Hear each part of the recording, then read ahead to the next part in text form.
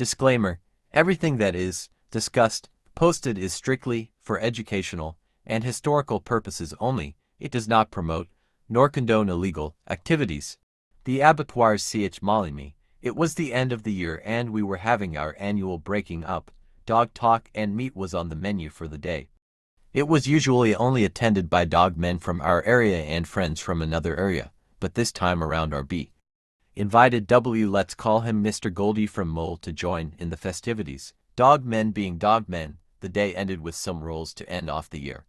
So I became acquainted with Mr. Goldie and we ended up becoming pen pals. In one letter our Goldie asked me which females we currently have, and at the time the only one I felt worth mentioning was Honey Girl, which we purchased from CRE Kennels. We sent letters back and forth about her pedigree and how we ended up with her, and at that time she had produced a son that beat a son of Tudor Porim at the age of 1 year 7 months. She was bred Spice to Pinky 1XGL. Spice's pedigree is mainly made up of Bullison, Eli blood through imports from Bobby Hall. Pinky is a classic SA yellow dog which was matched very late in life and ended up losing game, but breaking the stifle of Lisa Rom and Pia, daughter of Frisco Rom. Mole had game dogs and was on an impressive winning streak, until Rock 1XW lost his second game into Caesar 1XW, a son of CH Backy. Caesar later lost while traveling into GRCH Anderson the Spider Silva. The only thing Mole dogs lacked was a bit of mouth, and Mr. Goldie wanted to add some in, and he figured Honey Girl would be able to do that based on her pedigree. Rock went on to become a 2XW1XGL by beating a son of import Sangri Rom in a grueling 3-hour-plus treadmill race. Rock was contracted for his championship into Black 2XW, who belonged to the same kennel that owned Caesar. I received a letter from Mr. Goldie asking if Honey is going in season soon and asked if we are willing to do a mating. They wanted to do the mating before Rock's keep starts. The only problem was Honey was not close to being in season. I wrote back and told him that we have one in season, but she is young and was never really checked out properly. He felt 2XW over the daughter of a 2XW should be able to produce some winners. We agreed and we ended up taking the drive to them to breed Rock X Ula. Rock was bred drill bit to Electra, making him 17/50ths GRCH Gritler Pordoy and 1/4 Sangri Rom Imp. His litter fared decent in the show arena, and his brother Yakuza also ended up going over the 3-hour mark for his victory over a contender from the north. Zola was bred Arnie 2XW to Tsotsi, making her 1/2 GRCH Gritler Pordoy and 1/8 Riddick IMP 2XW 1XL Rom, making the breeding a predominantly Gritler breeding with a touch of Sangri, Riddick and Jasper Poor. Rock ended up with biliary during his keep and died. Luckily for them, Zola took and ended up being a very good mother. Raising 6 strong pups, Mole ended up picking 2 males and a female. The rest was left with Tick. He ended up selling the male, which eventually ended up in our kennel again, just to be given away as we were never going to show him. He was called Genes and ended up with the guy that was blessed with the female that was picked by Mole. The Heart Kid was back in town and we all ended up visiting Tick. The 2 female pups were still on his yard. HBK ended up walking off with Tick to have a chat, and when they came back, TIC gave him the dog we know today as Molly. She was much smaller and very aloof acting, and that must have been why she was given away. Molly ended up being raised by Locke, and he also took her through her schooling phases. Molly probably had 10 rolls under her belt and I ended up seeing most of them. The one thing that stuck out in all her roles was the fact that she always remained calm and could never be put on the back foot. One of her roles was into a bigger male and not even he could get the jump on her. She would always end up on your head to check you out, never chased and always relaxed. One of her roles ended up at the place where she was bred, the home of Rock. Rock's owner, let's call him Mr. Rock, was initially rooting for the other guys but quickly changed his tune when the 2 got going. She was on the head and was unable to be touched. Mr. Rock was so impressed, he asked if he could bring her out, but all of us just laughed it off. Heart Kid decided that she is ready and that her weight should be put out on 36.4 pounds. Her weight was picked up by BR and negotiations were on the way. Agreements were made and a start date selected. Before kickoff, HBK declared that due to some personal reasons he won't be able to continue with the show. I had some personal reasons of my own that kept me from doing the keep to. I contacted TC as no forfeits were in place and the start date was not upon us yet. I told them I would make a plan, I would just need a little more time. Al ended up contacting Mr. Rock and asked if his offer still stands. He was more than happy to do her and she was sent off. Unfortunately, she didn't want to run the mill and they ended doing a bicycle keep on her. MOLLY-MEE vs. Deathstroke. The show ended up in our neck of the woods and both dogs took a short trip our way. We fetched the TC members at the agreed spot and they informed us that Deathstroke did not take well to the traveling and ended up vomiting. Deathstroke is bred Cosby, 1XW1XL to CH Miss Barracuda. We ended up meeting with Mole and they took Molly out of their car to take her for a walk. When she got out, all of us were shocked when we saw Molly. She was very lean and seemed to be a bit lethargic. If we didn't know about Deathstroke's car troubles, we were probably going to pay the forfeit on the spot.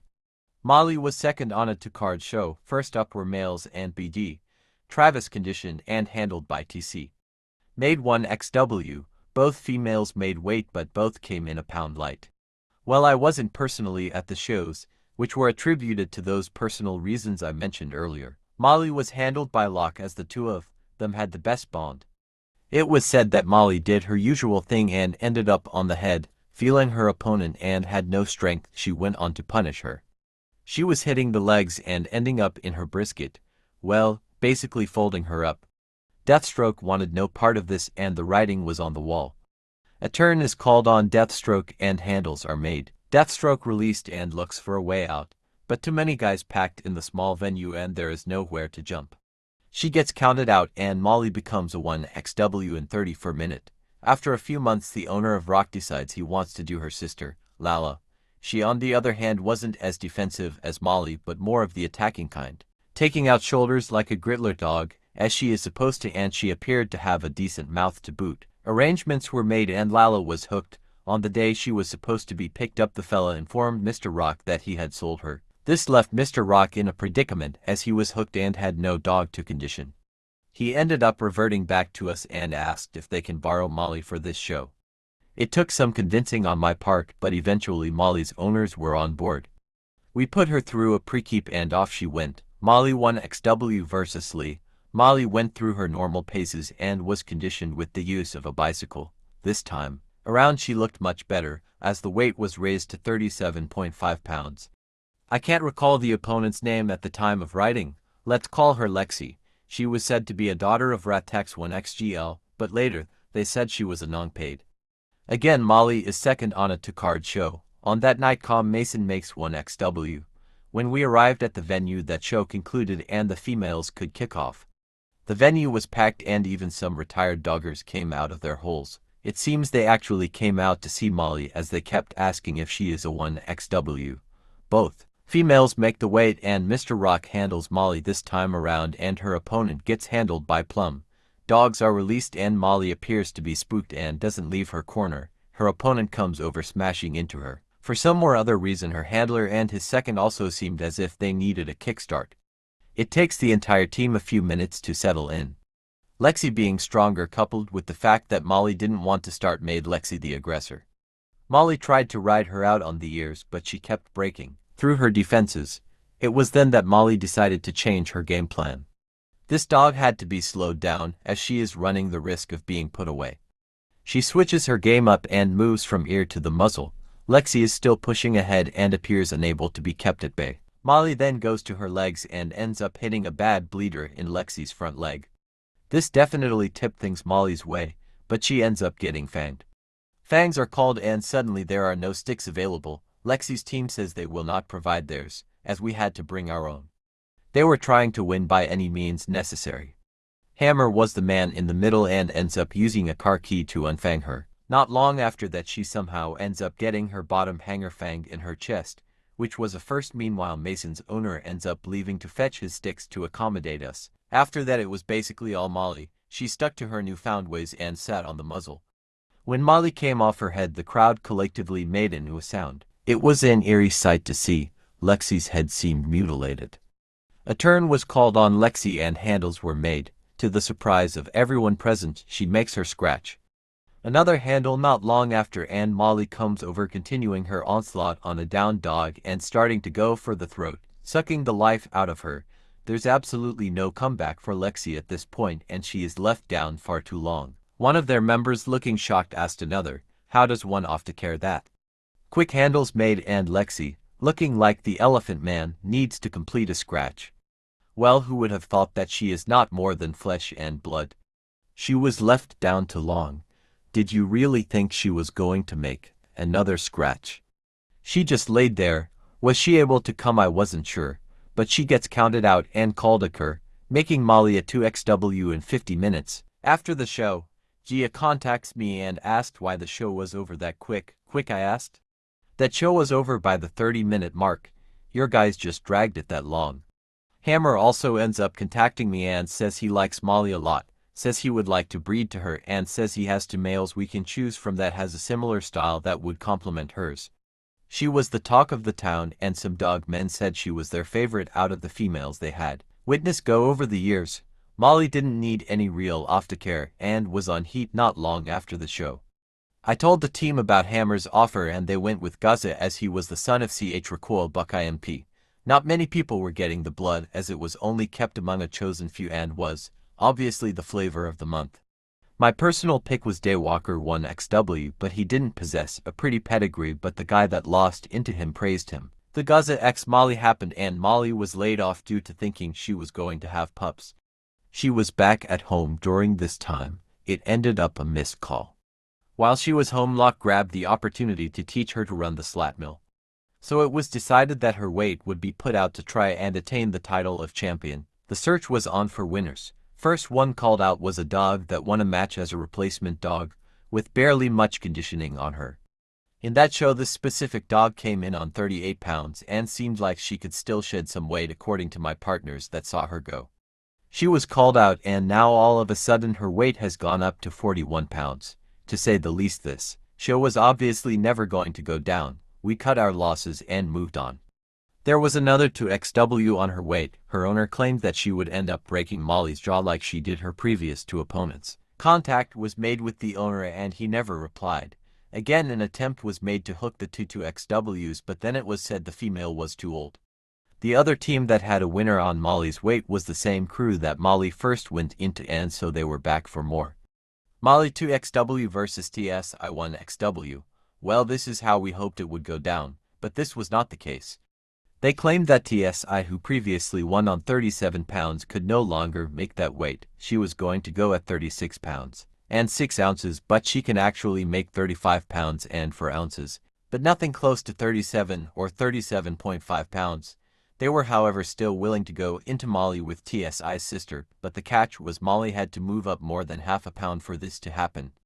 TSI was still available to go into but on their preferred weight, so if Molly wanted the winner, she had to drop weight, and, due to the fact that she didn't look very good in her first show on a lower weight, it was decided to rather move her weight up.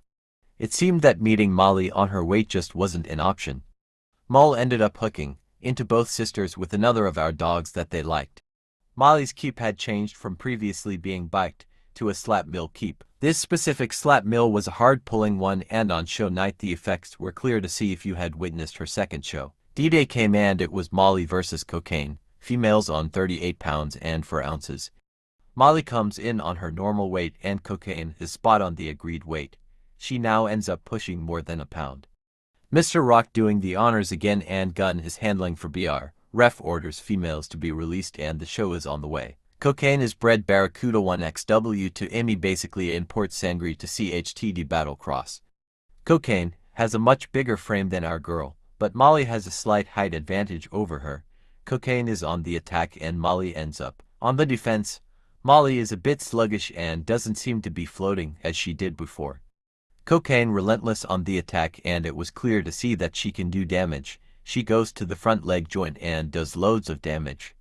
Molly never panics and just ends up sitting on her muzzle doing her thing. That leg was bitten so bad that the bones and some tendons could be seen. Molly wasn't the only one going for the muzzle. Cocaine would counter on the bottom jaw and was making damage there too. Molly was taking on way more damage than both her first two shows combined, the weight difference clearly taking its toll. The show was tit for tat, neither gaining an advantage over the other until around the 50-minute mark. The face chewing started to take its toll on Cocaine as she wanted to make a run for it. A turn was granted by the ref, but Gunn's second was experienced and they talked her back into the match. Molly was no longer as fresh, and this time cocaine was dishing out some more punishment. Handles made and cocaine to scratch, and she does, as she has found some new confidence. Another handle and Molly makes her scratch. Cocaine seems to have lost her confidence, and another handle is made. At 1 hour 4 minutes she is counted out, and Molly makes her courtesy convincingly. TSI ends up being put away in 25 minutes, losing an eye in the process and going out game, but that's a story for another day, thanks to all parties involved in her career. All accounts are fictional. Well, there you have it, folks, the story of the ABATTOIR'S CH MOLLY-MEE.